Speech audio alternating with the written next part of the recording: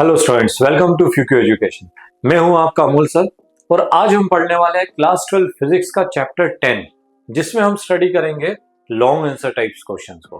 तो स्टूडेंट, बहुत बढ़िया चैप्टर है, अच्छे से प्रिपेयर करिएगा, बहुत अच्छे मार्क्स आपको मिलेंगे। जल्दी से स्टार्ट करते हैं हमारा आज का सेशन। और आज का हमारा जो क्वेश्चन नंबर फर्स्ट है, what do you mean by the wave front and how many types of wave front are there. ये क्वेश्चन कई बार बोर्ड एग्जाम्स में लास्ट ईयर्स में आ चुका है। इसको बहुत अच्छे से प्रिपेयर करिएगा कि वेव फ्रंट क्या होता है और कितने टाइप्स के वेव फ्रंट है, उसको विद डायग्राम आपको वहां पे एक्सप्लेन करना है। ठीक है, तो सबसे पहले देखते हैं what do you mean by wave front. An imaginary plane made of a medium perpendicular to the direction of propagation of wave in which each particle of the medium vibrate with same phase is called wave front। ठीक है, कोई भी wave जो है वो जब travel कर रहा है, जैसे फॉर एग्जांपल कि इस तरीके से ये वेव जो है वो यहाँ पे ट्रेवल कर रहा है। ठीक है, तो वेव जब ट्रेवल करेगा, ये जो वेव है वो इस तरीके से जब भी ट्रेवल करता है, ठीक है, तो जब वेव ट्रेवल करेगा तो एट एनी इंस्टेंट जिसमें उसके सभी पार्टिकल जो रहते हैं वाइब्रेट इन सेम फेज, सबका फेस कैसा रहेगा, सेम रहेगा। उस पॉइंट पे अगर कोई एक सरफेस अगर हम ड्रॉ करें, ठीक है स्टूडेंट्स, सरफेस है, इमेजिनरी है, यहाँ पे पहला ही वर्ड लिखा हुआ है इमेजिनरी प्लेन। ठीक है, तो कोई एक सरफेस अगर हम ड्रॉ करें तो ये जो सरफेस ड्रॉ कर रहे हैं ना, इसको बोला जाता है वेव फ्रंट। ठीक है, तो it's called wave front. Students, ये जो वेव फ्रंट होता है ये डिपेंड करता है सोर्स के ऊपर, उसका जो शेप रहता है वो डिपेंड करेगा किसके ऊपर, सोर्स के ऊपर। एंड सोर्स के ऊपर अगर हम देखें अकॉर्डिंग टू सोर्स, तो जो वेव फ्रंट होता है उसको 3 कैटेगरीज में, या फिर हम ये बोल सकते हैं कि wave front are of 3 types. First जो होता है इसको बोला जाता है स्फेरिकल वेव फ्रंट। कौन सा होगा? Spherical wave front. ठीक है स्टूडेंट, डेफिनेशन सबका सेम है, केवल जो सोर्स ऑफ लाइट है वो वहां पे क्या होता जाएगा, चेंज होता रहेगा। तो बिल्कुल आपको इसको इतना याद रखना है कि स्फेरिकल वेव फ्रंट क्या होता है, when light source is point type. जो लाइट सोर्स है वो कैसा है, पॉइंट के जैसा है। आप देख रहे हैं डायग्राम में एक पॉइंट सोर्स है और इसमें से जब लाइट निकल रहा है और उस समय अगर एट एनी इंस्टेंट जिसमें all particles vibrate are in same phase, उस केस में जो हम सरफेस ड्रॉ करते हैं वो जो सरफेस रहता है वो कैसा रहता है, स्फेरिकल रहता है। पॉइंट सोर्स मतलब इस तरीके का ये पॉइंट सोर्स है और यहाँ से आप देख रहे हैं कि ये स्टूडेंट्स इस तरीके से ये लाइट जो है यहाँ से इस तरीके से निकल रहा है। तो यहाँ पे अगर हम कोई एक सरफेस ड्रॉ करेंगे तो वो जो सरफेस ड्रॉ किया है उसका जो शेप रहेगा वो किस तरीके का रहेगा, स्फेरिकल रहेगा। ठीक है, तो इसको बोला जाता है स्फेरिकल वेव फ्रंट। सेकंड जो होता है हमारा, उसको बोला जाता है सिलेंड्रिकल वेव फ्रंट। कौन सा होगा? Cylindrical wave front. Cylindrical wave front क्या होता है, when light source is slit type. जो लाइट का जो सोर्स है वो कैसा रहता है, स्लिट के जैसा। स्लिट मतलब छोटा सा पतली सी लाइन जिसमें से लाइट निकल रहा है इस तरीके से। ठीक है, तो इस तरीके से जो सोर्स है जिसमें पतली सी एक दरार, पतली सी लाइन जिसमें से जब लाइट निकलेगा, ठीक है, उसको बोला जाता है स्लिट। और स्लिट में से जब लाइट निकलता है और एट एनी इंस्टेंट जिसमें all particle vibrate are in same phase, तो उस समय अगर हम कोई एक सरफेस ड्रॉ करें इसके ऊपर तो वो जो सरफेस रहेगा वो कुछ इस तरीके से बनेगा, इस तरीके से जो डिजाइन आएगी उसकी। तो ये जो सरफेस होता है इसको बोला जाता है सिलेंड्रिकल वेव फ्रंट। क्या बोलेंगे? Cylindrical wave front. उसका शेप कुछ इस तरीके से रहेगा। ठीक है, थर्ड नंबर जो रहता है उसको बोला जाता है plane wave front. Plane wave front में क्या होता है, when light source is at infinity. Light source कहाँ पे रखा हुआ है? इंफिनिटी पे। इंफिनिटी से अगर कोई लाइट सोर्स आ रहा है तो स्टूडेंट्स आप जानते हो कि लाइट कैसा रहेगा, पैरेलल टू ईच अदर, इस तरीके से पैरेलल रहेगा। ठीक है, और इस समय एट एनी इंस्टेंट जिसमें उसके सभी पार्टिकल्स वाइब्रेट इन सेम फेस, तो जो हम एक सरफेस ड्रॉ करेंगे तो वो जो सरफेस का जो शेप रहेगा वो कैसा रहेगा, प्लेन वेव फ्रंट रहेगा। ठीक है, तो wave front are of 3 type. First number कौन सा था? First number spherical wave front. Spherical wave front में क्या होता है, सोर्स जो रहता है वो कैसा रहता है, पॉइंट सोर्स रहता है। ठीक है, सेकंड नंबर कौन सा था हमारा? Cylindrical wave front. इसमें जो सोर्स रहेगा वो कैसा रहेगा, स्लिट के फॉर्म में रहेगा। And third is plane wave front. और प्लेन वेव फ्रंट में सोर्स जो रहता है वो कहाँ पे रहता है, इज एट इंफिनिटी भी। तो इंफिनिटी पे जब सोर्स रहता है तो जो वेव फ्रंट रहेगा is called plane wave front. तो ये था हमारा क्वेश्चन। चलते हैं हमारे नेक्स्ट क्वेश्चन की ओर। Question number second, obtain the condition for maximum and minimum intensity of light in Young's double slit experiment. बहुत बढ़िया है, बहुत सारे क्वेश्चंस मिलेंगे। और हमारे जो प्रीवियस वीडियोस थे जिसमें हमने MCQ and short answer types questions को डिस्कस किया था स्टूडेंट, उसमें भी ये जो फॉर्मूला कई बार यूज हुआ है, तो इस फॉर्मूलेस को बहुत अच्छी तरीके से याद रखिएगा। कंडीशंस कैलकुलेट करने को आएगी, कैसे कैलकुलेट करना है देखते हैं। हमारे पास टू वेव है। इंटरफेरेंस में हमने बताया था कि इंटरफेरेंस जब होता है यंग्स डबल स्लिट एक्सपेरिमेंट में, तो कितनी वेव्स रहती है, 2 वेव्स रहती है। तो 2 वेव्स है। फर्स्ट वेव जो है उसका डिस्प्लेसमेंट इक्वेशन होता है y is equals to a1 sine omega t. जो सेकेंड वेव है उसका जो डिस्प्लेसमेंट इक्वेशन होगा y2 is equals to a2 sine omega t plus pi के। ठीक है, हमारा जो शॉर्ट आंसर टाइप वाला जो सेशन था उसमें हमने प्रिंसिपल ऑफ सुपरपोजिशन के बारे में डिस्कस किया था। तो according to principle of superposition जो रिजल्टेंट डिस्प्लेसमेंट होता है is equal to vector sum of individual displacement, that is y is equals to y1 plus y2 के। ये वैल्यूज हम यहाँ पे पुट कर दे स्टूडेंट, तो y1 की वैल्यू रखेंगे a1 sine omega T, y2 की वैल्यू रखेंगे a2 sine omega t plus five के। ठीक है स्टूडेंट्स, यहाँ पे एक फॉर्मूला बन रहा है साइन a प्लस बी का। ठीक है, और student sine a plus b का जो फॉर्मूला होता है आपको मालूम है, sine a plus b is equals to sine a cos b। ठीक है ना, sine a cos b plus cos a sine b के। ठीक है, तो ये फॉर्मूला हम यहाँ पे यूज करेंगे। Sine a plus b is equals to होता है sine a cos b plus cos a sine b के। ठीक है, तो यहाँ पे हम फॉर्मूला अप्लाई करें इसमें, तो आप देखेंगे स्टूडेंट ये हो जाएगा y is equals to a1 sine omega t plus a2।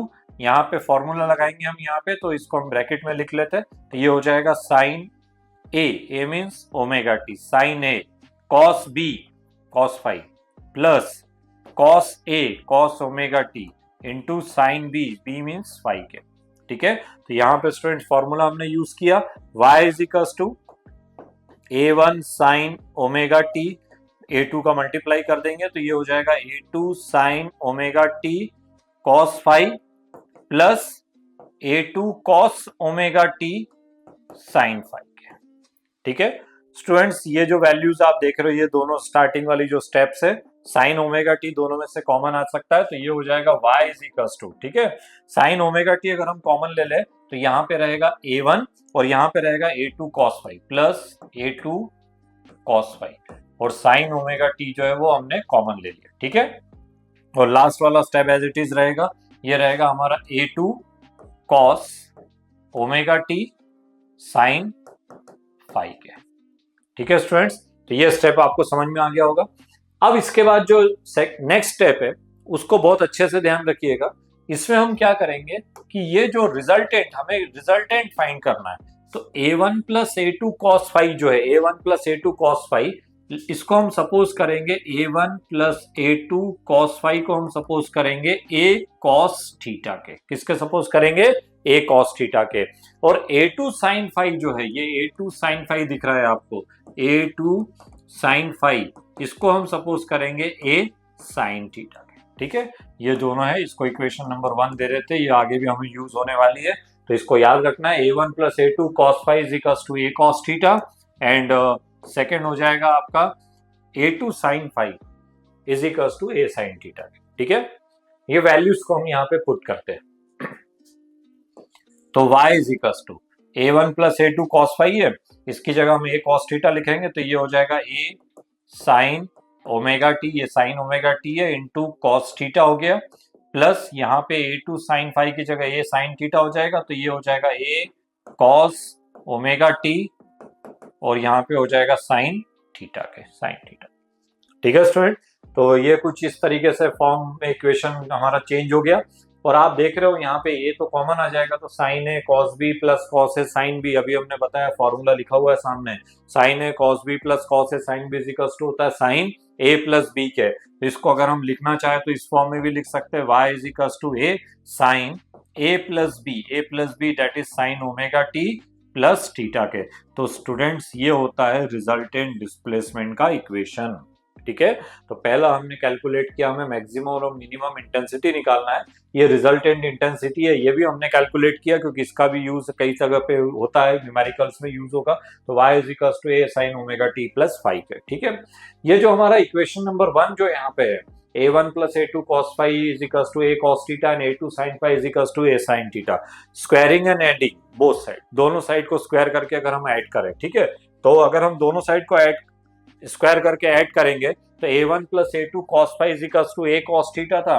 तो आप जानते हो a cos थीटा है, तो ये हो जाएगा a square cos square theta plus a square sine square theta, ठीक है ना। LHS के साथ LHS को ऐड करेंगे और उधर हो जाएगा आपका, क्या हो जाएगा, इधर हो जाएगा a1 प्लस a2, ठीक है, a1 plus a2 cos phi का होल स्क्वायर प्लस, ठीक है, और a साइन थीटा जो था किसके था, a2 साइन फाई के, तो ये हो जाएगा a2 साइन फाई का होल स्क्वायर, ठीक है। तो स्टूडेंट्स ये जो इक्वेशन फर्स्ट था a2 sine phi a sine theta, इसको LHS के साथ LHS, RHS के साथ RHS को स्क्वायर करके हमने ऐड कर दिया, ठीक है। जब ऐड करेंगे तो a कॉमन आ जाएगा, cos square theta sine square theta is equal to 1 हो गया, तो यहाँ पे a स्क्वायर रहेगा, यहाँ पे फॉर्मूला यूज होगा a प्लस बी का होल स्क्वायर, तो ये हो जाएगा a1 square a square plus b square a2 square cos square five plus 2a1 a2 cos five के प्लस इसको भी स्क्वायर कर दो, तो ये हो जाएगा a2 square sine square five के, ठीक है students. a2 square cos square five and a2 square sine square five, a2 common, sine square theta cos square theta is equal to 1, तो हमारे पास रहेगा a square is equal to a1 square plus a2 square 2a1 a2 cos five के, ठीक है। और यहां से स्क्वायर अगर हम रिप्लेस करें तो यहाँ पे रूट आ जाएगा, तो ये हो जाएगा under root a1 square plus a2 square 2a1 a2 cos five के। तो ये था रिजल्टेंट एम्पलीट्यूड। एम्पलीट्यूड क्यों निकाला, हमें तो इंटेंसिटी निकालनी है। एम्पलीट्यूड क्यों निकाला, बिकॉज स्टूडेंट्स हमें मालूम है कि एम्पलीट्यूड जो रहता है इंटेंसिटी जो रहेगी वो डायरेक्टली प्रोपोर्शनल होती है किसके, एम्पलीट्यूड के स्क्वायर के, I is proportional to A square के, ठीक है। तो अगर एम्पलीट्यूड की वैल्यू ये है और अगर हमें इंटेंसिटी चाहिए तो intensity I is equal to square करेंगे तो रूट कैंसिल हो जाएगा, तो a1 square plus a2 square 2a1 a2 cos five के। तो इंटेंसिटी का जो फॉर्मूला आएगा वो आएगा I is equal to a1 square plus a2 square plus 2a1 a2 cos five के, ठीक है। हमें मैक्सिमम और मिनिमम इंटेंसिटीज की वैल्यू फाइंड करनी है, ठीक है। तो स्टूडेंट्स आप भी जानते हो cos फाइव की मैक्सिमम वैल्यू कितनी होती है, 1 होती है। तो फॉर मैक्सिमम इंटेंसिटी, अगर हमें मैक्सिमम इंटेंसिटी चाहिए तो आप जानते हो यहाँ पे कि जो cos फाइव है इसकी वैल्यू किसके इक्वल होगी, +1 के। और जब हम यहाँ पे +1 पुट करेंगे, cos फाइव का वैल्यू +1 पुट करेंगे तो आई मैक्सिमम जो रहेगा इज इक्वल टू हो जाएगा a1 square plus a2 square 2a1 a2 के, ठीक है। और ये फॉर्मूला a1 प्लस a2 का होल स्क्वायर का, तो आई मैक्सिमम की जो वैल्यू आएगी वो आएगी a1 plus a2 whole square. तो आई मैक्सिमम इंटेंसिटी हमें फाइंड करना था और आई मैक्सिमम के लिए इंटेंसिटी होती है a1 plus a2 whole square. Similarly अगर हम मिनिमम की बात करें, मिनिमम इंटेंसिटी के लिए हमें कैलकुलेट करना है, तो स्टूडेंट cos फाइव का जो मिनिमम वैल्यू होता है वो कितना होता है, -1। और जब हम यहाँ पे -1 पुट करेंगे तो आप देखेंगे आई मिनिमम की जो वैल्यू होगी वो हो जाएगी किसके इक्वल हो जाएगी, a1 square plus a2 square minus 2a1 a2 के, ठीक है। जब हम इसको सॉल्व करेंगे, फॉर्मूले के फॉर्म में है, इसको हम फॉर्मूला यूज करते हैं इसमें, तो I minimum a square plus b square minus 2ab that is a1 minus a2 का होल स्क्वायर। तो मिनिमम इंटेंसिटी के लिए कंडीशन होती है a1 minus a2 whole square and maximum intensity के लिए जो कंडीशन होगी वो होगी a1 प्लस a2 का होल स्क्वायर के, ठीक है। तो इस तरीके से हम इंटेंसिटी के लिए कंडीशंस को कैलकुलेट कर सकते हैं, ठीक है। तो ये था हमारा क्वेश्चन नंबर 2। चलते हैं हमारे नेक्स्ट क्वेश्चन की ओर। Question number 3, draw the intensity pattern of single slit diffraction. Single slit diffraction के लिए हमें इंटेंसिटी का पैटर्न ड्रॉ करना है and double slit interference. Diffraction and interference दोनों के लिए हमें इंटेंसिटी जो है उसके लिए एक पैटर्न जो रहता है वो हमें ड्रॉ करना है, ठीक है। तो diffraction means what, bending of light, ठीक है ना। किसी भी सरफेस से लाइट और जो है वेव जो है वो स्ट्राइक करके उसके सरफेस पे क्या हो जाता है, टर्न हो जाता है, बैंड हो जाता है, इस phenomena is called diffraction. And interference means what, अभी प्रीवियस क्वेश्चन में हमने डिस्कस किया था, चेंज इन इंटेंसिटी। जब टू लाइट वेव ट्रेवल करता है nearly same amplitude but of same frequency, तो हर पॉइंट पे उसकी इंटेंसिटी क्या होती रहती है, चेंज होती रहती है। इस फिनोमिना इज कॉल्ड इंटरफेरेंस, ठीक है। और जो दोनों में जो बेसिक डिफरेंस है single slit diffraction and double slit interference में, वो उसका जो डायग्राम है वो कुछ इस तरीके से रहेगा, जो पैटर्न रहता है इंटेंसिटी का। इस वाले इसमें डिफ्रैक्शन, सिंगल स्लिट डिफ्रैक्शन में आप देख रहे हो कि जो सेंट्रल वाला जो मैक्सिमा रहता है उसकी इंटेंसिटी सबसे ज्यादा होती है। फिर साइमल्टेनियसली आप देखते जाएंगे कि जैसे जैसे दोनों साइड में आप बढ़ेंगे इंटेंसिटीज जो है वो क्या होती जाती है, डिक्रीज होती जाती है। बीच में इंटेंसिटी सबसे मैक्सिमम रहेगी और दोनों साइड में इंटेंसिटी क्या होती जाएगी, कम होती जाती है, ठीक है। But double slit interference pattern जो रहता है इस तरीके से रहता है, और उसमें सारी इंटेंसिटीज जो रहती है उसकी इंटेंसिटीज जो रहेगी वो कैसी रहेगी, सेम रहेगी, ठीक है। इंटेंसिटी का जो पैटर्न रहता है वो कैसा रहता है, सेम रहता है। विड्थ भी जो रहती है वो कैसी रहेगी, सेम रहेगी। यहाँ पे आप देख रहे हैं विड्थ भी कम हो रही है, इंटेंसिटी भी क्या हो रही है, डिक्रीज हो रही है, बट यहाँ इंटेंसिटी कैसी रहेगी, सेम रहेगी। तो अगर आपको दोनों का जो इंटरफेरेंस है और डिफ्रैक्शन है उसका इंटेंसिटी का पैटर्न ड्रॉ करने को आता है, तो वो कुछ इस तरीके से आपको यहाँ पे ड्रॉ करना है। ये वाला जो है वो डिफ्रैक्शन पैटर्न है, ये वाला, और ये वाला जो है वो किसका है, इंटेंसिटी का पैटर्न रहेगा, ठीक है। और साथ में इन्होंने एक क्वेश्चन और ऐड किया हुआ है कि state to difference between interference and diffraction, दोनों के बीच में हमें डिफरेंस भी बताना है। तो स्टूडेंट जो डिफरेंस होता है, अभी जो हमने पैटर्न ड्रॉ किया उसी के अकॉर्डिंग वहां पे आप एक्सप्लेन करेंगे। तो in interference pattern all maxima and all minima are of same width, सबकी विड्थ कैसी रहेगी, सेम रहेगी। But in diffraction pattern width of central maxima is maximum and for successive maxima it goes on decreasing। अभी हमने जो diagram देखे थे बीच वाले की इंटेंसिटी जो रहती है वो ज्यादा रहती है डिफ्रैक्शन में, और जैसे जैसे साइड में आप जाओगे इंटेंसिटी डिक्रीज होती जाएगी। बट इन इंटरफेरेंस में आप देखते हो कि सबका मैक्सिमा और मिनिमा सबकी विड्थ कैसी रहती है, सेम रहती है, ठीक है। तो ये पहला डिफरेंस है इसका।